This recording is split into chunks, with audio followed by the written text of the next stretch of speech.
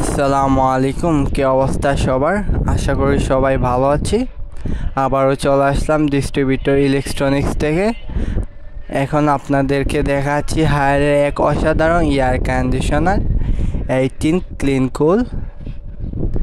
এটা 30 সেকেন্ডে রুম ঠান্ডা করা টার্বো মোটর আছে। 15 মিনিটে দ্রুত পর্যন্ত এয়ার ব্রু দূর কোণেতেও ঠান্ডা পৌঁছায়। 60 ডিগ্রি সেলসিয়াস তাপমাত্রাও কাজ করতে পারে।